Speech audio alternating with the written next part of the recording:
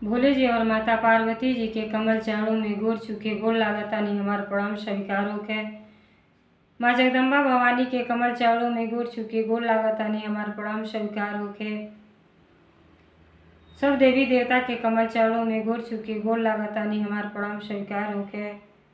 नीलम दीदी और हरेंद्र भैया के कमल चरणों में गोर चुके गोर लागतानी हमार प्रणाम स्वीकार होके। सब गुरु भाई बहना के कमल चरणों में गोर चुके गोर लागतानी हमार प्रणाम स्वीकार होके। तो देखिए गुरु भाई बहना, भोले जी और माता पार्वती जी के नाम लेने से, पूजा पाठ करने से सब कष्ट के निवारण हो जाला, सब दुख दूर हो जाला।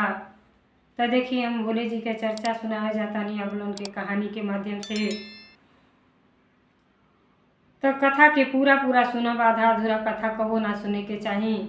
पिताजी माताजी के अपमान हुई और पूरा पूरा कथा सुनब सभी तो आप सभी के ज्ञान भी मिली और कथा के रहस्य के बारे में पता चली। तो देखिए गुरु भाई बहना, कथा तो बहुत ही सुंदर बा और ज्ञानवर्धक बा। एक सौतेली माँ अपने पुत्र के साथे कितना गलत करेली। तो जब पूरा कथा सुनब तबे सभी आप लोगों के आनंद में आई कि कहल जाला कि माई कबो कुमाई नहीं बोली, लेकिन ऐसा माई कोई ले बड़ी कि पूरा कथा सुनब तो आँख में आंसू आ जाई। तो देखिए गुरु भाई बहना, एगो लाला लालाइन रहल लोग, तो लोगन के जो लालाइन रहली वो शिव जी के भक्त रहली और लाला भी बहुते पूजा पाठ करत रहना।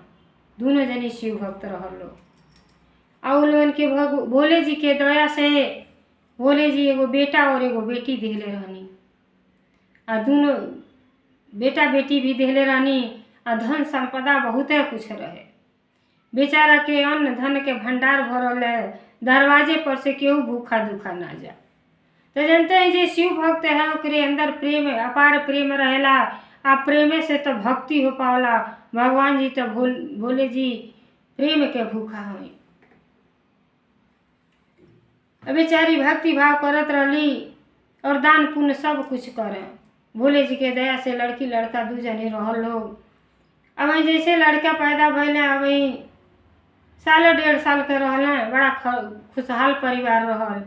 लेकिन जब लालाइन बाड़ी उनके कैंसर हो गई और कैंसर हो गई तो वो बेचारी के मृत्यु हो गई। बहुत लाला इलाज करौली लेकिन ना बचली। अरे जेकर उम्र जितना भोले जी भेजले रहबू उतना ही रही। अब लालाइन जब मर गईली तो लाला के कारोबार बहुते लंबा चौड़ा रहल। बेचारा बहुते कारोबार संभारे। अब लड़का के लेके परेशान रहे, सेवा भाव अपने खुद के करें और लड़का से बहुते प्रेम करत रहना। एक बार सभा बैठल रहल, अब अपने पूरे टोला मोहल्ला के बैठाल हैं। तो शुक्रवार के और सोमवार के 2 दिन केवल भोले जी और माता पार्वती जी के चर्चा करावे। आ चर्चा करे तो सब आनंद पूर्वक से सुने। सब गुरु भाई बहना सब एकत्रित हो जा और चर्चा के बड़े ध्यान से सब सुने। 2 दिन बेचारा समय निकाल के अब भगवान के भक्ति भाव में लगा दे। अब सब के चर्चा में बैठल रहल और लड़का 1.5 साल के रहना। लाला के दुआरे पर बहुत ही सुंदर मंदिर रहल, ओहिमे चर्चा होत रहल आ बगल में पोखरा खनौले रहना। लड़का चलत चलत बकैया खींचत गुरु बहना उ तालाब में पहुँच गई। अब उनकर जवन नौकर चाकर रहना, अब देखत आने कि लड़का पानी में चल गई तो हुआ के जाके लोग लड़का के जान बचा लिया। और जब वहाँ से लेके अला और लाला से कहना कि देखी आज तो लड़का मरते मरते बच गई ना। अब वो बेचारा हाथ जोड़ के लगना भोले जी के विनती करे कि हे पिताजी, अरे पत्नी के तो साथ छूटी गई, यही पुत्र के सहारे तो जीवन काटे के बा। तो आज ये भोले ही जी के दया से हमार लड़का भी बच गए ना। हे पिताजी हमरो उम्र लग जा, हमार बाबू 100 साल के उम्र हो जाए इनका। लगला भोले जी से दया मांगे और उठा के अपने छाती से लगा लेना। बहुते बेटा से अपने प्रेम करें। काहे करती अब बाप के जिए करती सहारा हुए बेटा रहना। धन संपदा तो सब कुछ यहीं छोड़ के चल जाई। अंतिम समय पर तो बेटुआ कंधा देना तो माई बाप के उद्धार होला। अब बेचारा पाले लगल टोला मोहल्ला के जितना लोग गुरु बहिना भैया लोग जुटल रहल, कहल लोग कि देखी आपके कारोबार इतना लंबा चौड़ा बा, इतना छोटे छोटे लड़के बाड़ा, आज जब आप लड़का में अजुरा जाए तो सब कारोबार चौपट हो जाई, आप दूसर शादी करी। बेचारा तैयार तो ना होता रहना, लेकिन जब सब एकत्रित होके एक मुँह से सब कहे लगल तो लालो के मन में विचार आ गई कि सच्चा बाती बा कि केहू आ जाए घर में तो वो अपन लड़का के देख रेख करी है तो हम अपन कारोबार बढ़िया से संभाल सकब। अब देखी लगल लड़की खो जाए, इवन लड़की ऐसा सुशील सुंदर मिला कि जौन की घर परिवार के देख रेख बढ़िया से कला। तो जनता है सुंदरता के खाली चेहरा भर ना आप सुंदर देखब, अंदर के गुण तो यही के बाद पता चलेला। लड़की तो बड़ी सुंदर सुशील रहली। विवाह भइल, घरे जब अली तो राजा बड़ी खुश भैली, कहली उ लाला बड़ा खुश भैली कि जो राजधन सजी आपे के है, एक सब संभारी और दोनों बालक बाणे हम आपके सब पता नहीं, जौन की हमार सबसे कीमती चीज़ हम। कहली कि आपके कीमती चीज़ हो तो आपसे ज़्यादा हमरो कीमती चीज़ है, हमहू तो उनका माई हई, हम अच्छे तरह से देख रेख करब। जब लाला ये बात सुनला तो बड़ी खुश भइले कि बड़ा शुभ विचार बा पत्नी के। लेकिन औरत के तिरिया चरित्र केहू ना जान पावेला कि कब काली बन जइया आ कब सती बन जइया। तो देखी अब जब 2-4 दिन 1 आध महीना तो सेवा भाव कैली, लेकिन धीरे धीरे लगली नफरत करे लड़कन के। जब लाला कहीं चल जा तो लड़कन पे बिल्कुल ना ध्यान दे, और लड़की जौन वाली लड़की से अपन घर के सारा काम धाम करावे, अपने बिस्तर पर सुतल रहे। और जब जाने कि अब लाला के अइले के समय हो गइल बा तो लगे प्यार दुलार दिखावे कि हम बहुते सेवा भाव लड़कन के करतानी। अब देखिए ऐसे करते करते समय बीत गए, लड़की सियान हो गई ना, लड़का बियाहे योग्य हो गई ना, रहला तो 14-15 साल के, लेकिन मालूम पड़ रहा 21 साल के हो गई बाना, पूरा शरीर सुंदर राजकुमार जैसन रहल। अब सोचली कि उनके कोनो देखी गुरु भाई बहना जब बुद्धि विचार शुद्ध ना रही तो कबू बरकत ना मिली। आज तो रहली सुंदरता लेके, लेकिन भगवान उनके एको औलाद ना देले रहना। काहे खातिर कि जब हम केहू के भलाई करब तो ओकरे पीछे हमरो भलाई हुई, और वो भलाई कबू सोचता ना रहली दोनों लड़कन के बारे में। तो जब वो लड़कन के सेवा भाव करत रहली तो भगवानो जी उनको कोख सुना रखले रहना, एको बाल बच्चे ना रहना।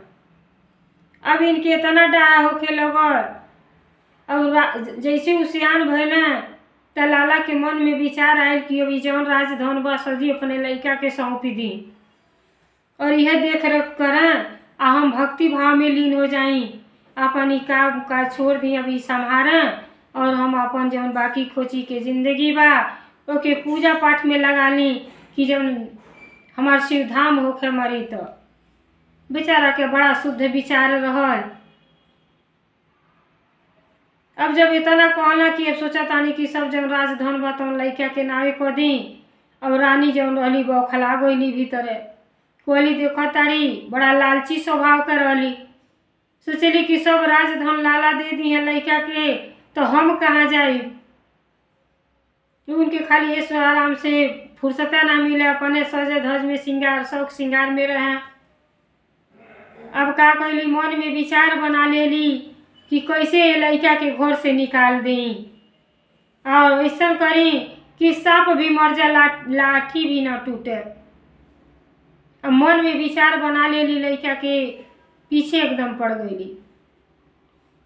अब लड़का के का कैली, लड़का तो अपन पढ़ाई लिखाई करत रहना, अब पढ़ाई लिखाई कर के उठला तो फुटबॉल खेले लगना। अब फुटबॉल फेंकी के अकेले रिहर्सल करत रहना, कल फुटबॉल जाके जो सौतेली माई रहली उनके ऊपर लग गई। और सौतेली माई के जब लग गई तो उ बहाना ढूंढते रहली, लगली चिल्लाए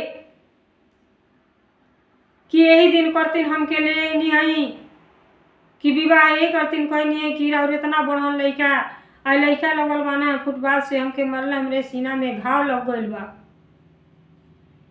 और जब इतना सुनले लाला तो बड़ा अपने लालाइन से प्रेम करत रहना, लालाइनों से प्रेम करत रहना, लेकिन सबसे ज्यादा तो अपने पुत्र से प्रेम करत रहना। तो पहले लालाइन कहली एक दिन कि देखी रौरे सबसे ज्यादा कैसे प्रेम करीला। कहना हम सबसे ज्यादा प्रेम तो हमार जब अर्धांगिनी मर गईली तो ये जब निशानी छोड़ के गई रहली तो यह हमरे पास रहत रहना, हम सबसे ज्यादा प्रेम अपने बेटा से करीला। अब जब ये सुनली तो उनके पैरों तरह जमीन तेरे पैर खिसक गई कि इतना देखो थी राजा के झुकाव खाली हुए सौतेला बेटा पबा। अभी क्या कहली अंदर तक क्रोधित रहली, लेकिन ऊपर से देखावा करे करतीन कहतड़ी कि हमरे तो मुँह के बात ही आप छीन लेनी। जितना प्रेम आप बेटा से करीला उतना हम तो माई है, माई कबू कुमाई नहीं होली, हम इतना ही प्रेम बेटा से करीला। जब ये बात लाला सुनला तो बड़ी खुश भइला कि हमरे पत्नी के बड़ा शुभ विचार बा, लड़का से प्रेम करेली, नफरत नहीं करेली, बहुते प्यार करेली। अब ओकर बाद जब इतना जान गई कि लाला बहुते प्रेम लड़का लड़की से करना, हमके तो खाली लौड़ीन वाला के ले आयल वहाँ खाली सेवा भाव करे करतीन, तो लालची स्वभाव के रहली, विचार के बदल देली। अब का कहली गेना के रिहर्सल करत रहना, लोग जाके थोड़ा सा छुआ गए शरीर में, तो कहली खटवास मचवास लेके सुत गईली। और जब लाला आइल तो लगला अपने महारानी के खोजे कि कहाँ गईली, तो देखा था कि चद्दर उद्दर तान के सुतल बाड़ी। तो कहला का बाती है, तबीयत खराब बा कि काहे ऐसा काम कैले बाटू, का हाल चाल है, काहे सुतल बाड़ू। कहली का करी, सुती न तो का करी, रौरे अपना करतीन हमके ले आयल बानी क्यों अपने नौजवान लड़का करतीन। अरे हम फुटबॉल से ऐसा मारले वाड़ा कि हमरे सीना में दर्द होता। अब जब इतना लाला सुनना तो बड़ा क्रोधित भइल, कहला का चाहता आखिर का करें। कहली हम यह चाहता नहीं कि इनके घर से निकाल दी। कहला अरे घर से का, इनके तो मन करता जान से मार दी। कहली नहीं जान से न मारी, घर से निकाल दी। फिर इनके मन में काहे से लाला के मन में तनिको छल कपट ना रह, शिव भक्त रहना, जौन बोला तो साफ बोला, आ सोचा कि जैसे हम बानी वैसे दूसरों ही पत्नी भी हमार बाड़ी। कहली नहीं नहीं जान से न मारी, आइन के घर से निकाल दी। अब का कहला लाला अपने घर से लड़का के निकाल दिया ना। और जब निकाल दिया ना तो फिर एक दिन रानी लालाइन परीक्षा ले ताड़ी, कहताड़ी कि अपने पति से कि हमार तो मांस खाए के मन करता। कहला कि बोला का चाहिए, तो हमके मांस खाए के मन करता। तो वो पूछला के कर कौने चीज के मांस खैबू। तो वो जौन घर से लड़का के निकाल देले बाणी वही लड़का के मांस हमार खाए के मन करता। अब लाला कहला तब जब मारे जाता रहनी तब मारे ना देहलू, घर से निकाल देहलू, आयोग कहताड़ू जान से मार देवे करती। तो देखी ऐसा कठोर माँ बाप बन जाना, जब सौतेली माई आवेली तो कबो बेटी बेटा के ना होली। एकरे खातिर गुरु भाई बहना अगर बेटी बेटा बाड़ा और पत्नी मर जा तो जीवन के वैसे गुजार देवे के चाहिए, बच्चन के लेके अपन जीवन यापन कर लेवे के चाहिए, लेकिन दूसरी शादी भुला के ना करे के चाहिए। वो कबो भला ना सोचेली। अब का कर पत्नी के आगे भी व्यस्त रहना लाला। अब का ले गईला अपने लड़का के 2 टुकड़ा कर देना। अब जब उनका लड़की रहली उ शिव भक्त रहली, बहुते विधि विधान से बेचारी पूजा पाठ करत रहली।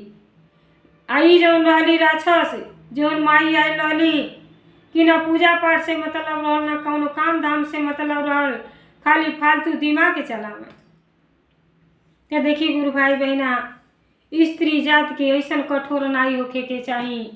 पैदा कैले से नाई पुत्र पुत्री आपन हो जाना। अरे ओकर प्यार दुलार दे देला उहे माई कहलावेला। लेकिन एको बार ना सोचे कि अनाथ बच्चन के अगर हम पाल देव तो कितना हमके पुण्य मिली, कितना आशीर्वाद मिली। लेकिन जब भक्ति भाव कैले रहती तब तो ही ज्ञान रहत। भक्ति भाव कुछ ना जानत रहली। अब जब लड़कियों से आन रहली, लड़किए जेठ रहली, जब देखली उनका भाई घर में ना बाड़ा तो बाप के पीछे लग गईली। आ देखो तारी कि बाप जाके जब 2 टुकड़ा करता ना कह के जैसे घरे अइला। अब बेचारी का कैली, दोनों एके में जोड़ देली, गर्दन और मुड़ी एके में सटा के अब बेचारी लेके जंगल में चल गईली। आ जंगल में रखी के अपने भाई के लाश अब बहुते फूट फूट के रोताड़ी कि हे पिताजी, हे गुरुजी, हम अगर सच्चे दिल से भक्ति कैले बानी तो हमारा लाज रख दी। ये दुनिया संसार में भेजनी तो माई के साथ छूट गई, और एक भाई के सहारा जौन रहल वो हमार सौतेली माई हमसे छीन लेली।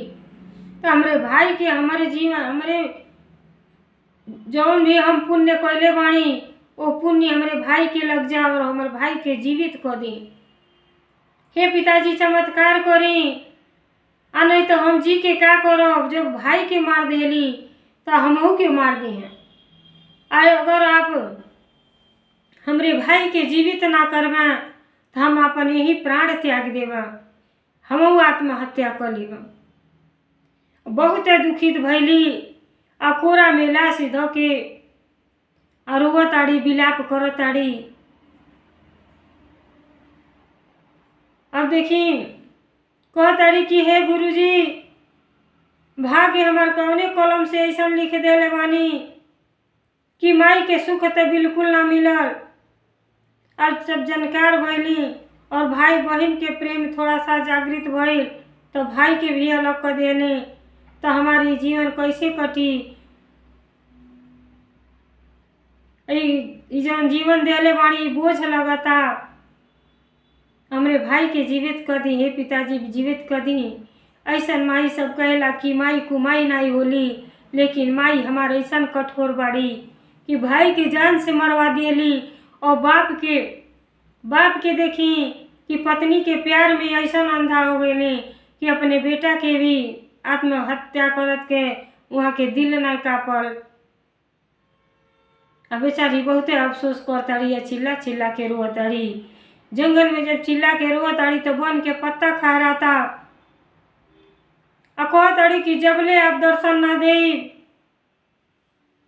अब कहताड़ी हे भोले जी,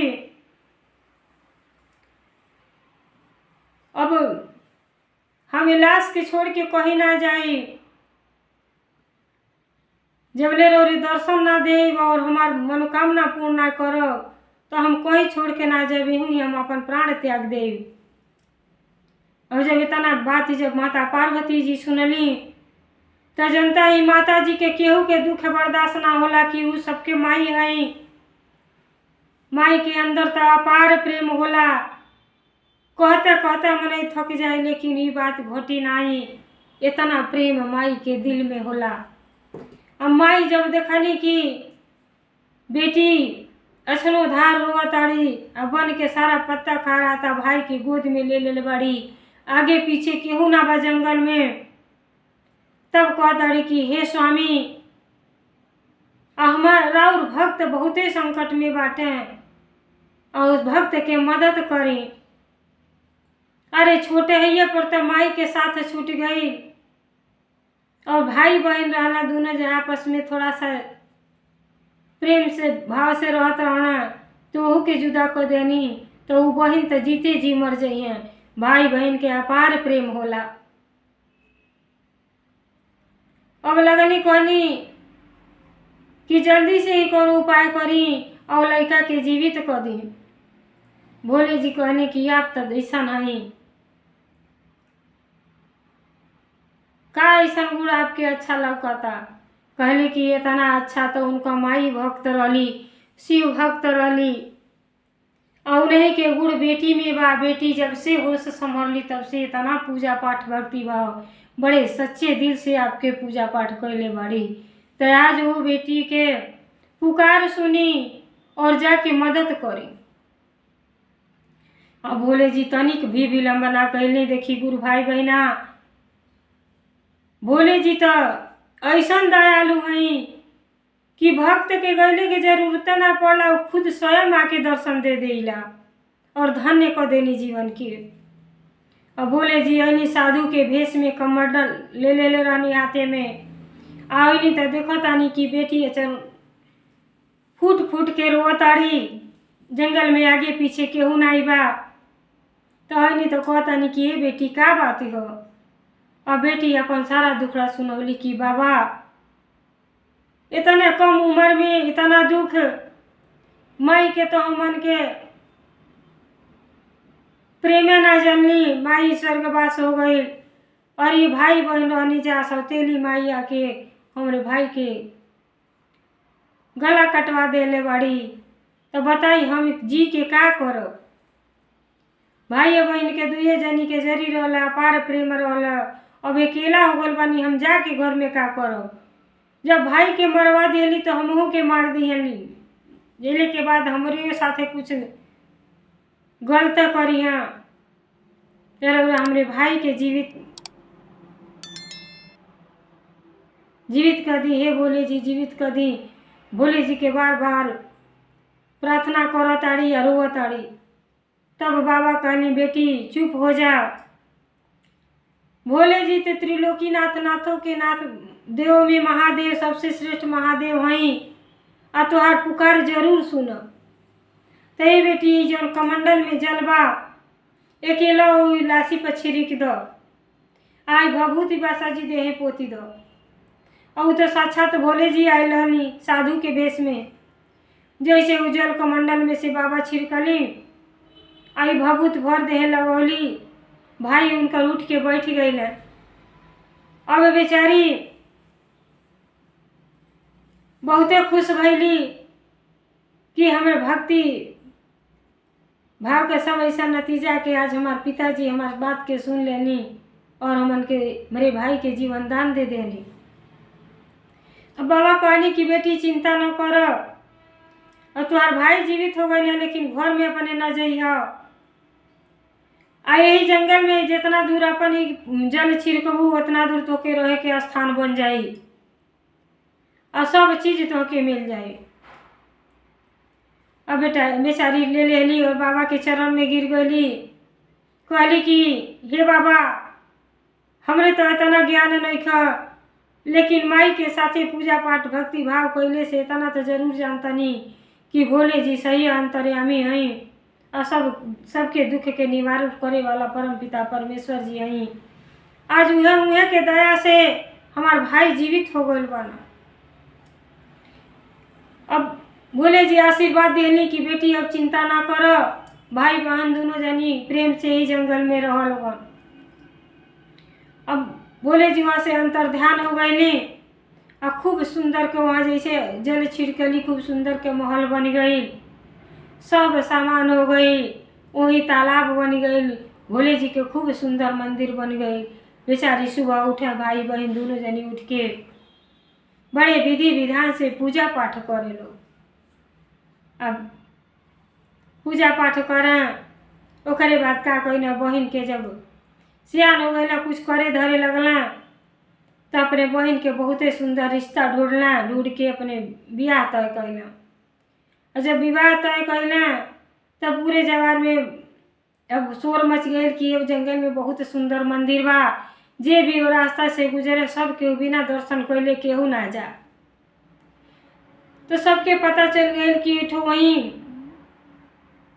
एक जनी रहेला भाई बहन वालों, उनके बहन के आज विवाह है और सबके न्योता दे दिया ना कि जे भी जवार में बा सब के हमारे बहन के बियाहे में आई, सबके निमंत्रित कैले रहना।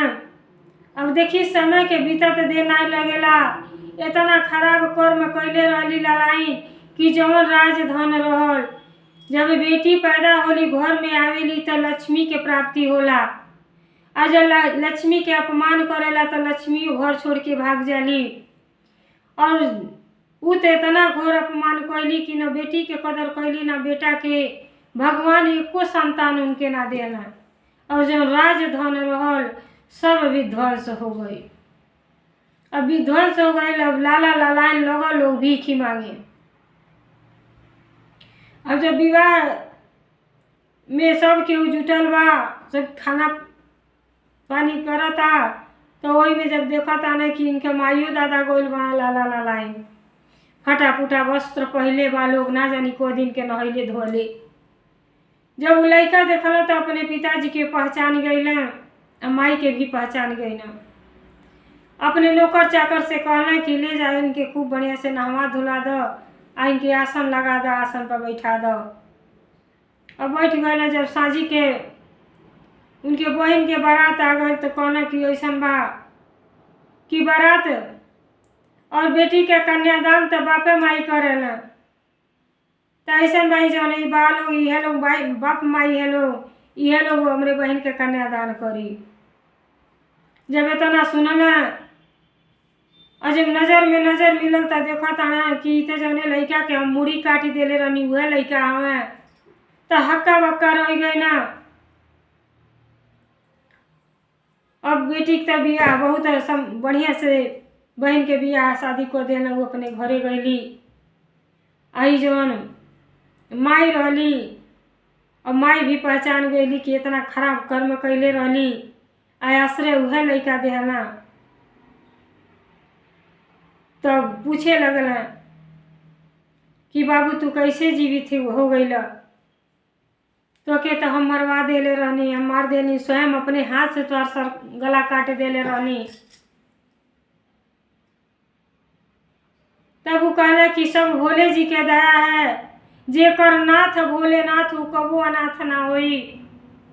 सब हमरे बहन के पूजा पाठ के नतीजा है कि बेचारी लेके जो लाश आप छोड़ के गई ले जाके जंगल में रख के आ कितना दिन ले बेचारी तपस्या कैली और भोले जी के स्मरण कैली। भोले जी आके हमके जीवन दान देनी, आय आप बाप माई हो के हमरे साथे इतना गलत काम कैली। माई के तो सर में से झुक गई, मुँह से शब्द ना निकले कि स्त्री हो के हम इतना गलत काम कैली, हमें ये जीवन पर धिक्कार बा प्रभु, जीवन पर धिक्कार बा। अब पछता के रह गईली और वही प्राण त्याग दिली और नरके में गईली। तो ऐसा काम न गुरु भाई बहना ना करे के चाही कि सुंदर शरीर इतना बढ़िया पाके ऐसा गलत काम न करे कि मरले के बाद 4 ठोगारी शब्द। अरे अच्छा कर्म को के जाई तब मरले के बाद भी सब याद करला कि बहुते अच्छा रही। तो देखी कथा कितना सुंदर बा। कथा के हम यही विराम देतानी। पर्वत पहाड़ पर शिव के मंदिरवा, मंदिरवा हे सखी बड़ा नीक लागे, मंदिरवा हे सखी बड़ा नीक लागे। पर्वत पहाड़ पर शिव के मंदिरवा, मंदिरवा हे सखी बड़ा नीक लागे, मंदिरवा हे सखी बड़ा नीक लागे। कहत नीक लागे सुनत नीक लागे, कहत नीक लागे सुनत नीक लागे, चरचवा हे सखी बड़ा नीक लागे, चरचवा हे सखी बड़ा नीक लागे। तो देखी कथा के हमें ही विराम देते हैं। हर हर महादेव, घर घर महादेव। भोले जी के कृपा जैसे वो अनाथ बच्चन पर बनल रहल, भोले जी जीवन दान दे देनी, वैसे सब गुरु भाई बहन पर कृपा दृष्टि बनल रहे। दया के सागर है भोले जी। दया करी कृपा करी। ताई प्रेम से बोली हर हर महादेव, घर घर महादेव। भोलेनाथ की जय।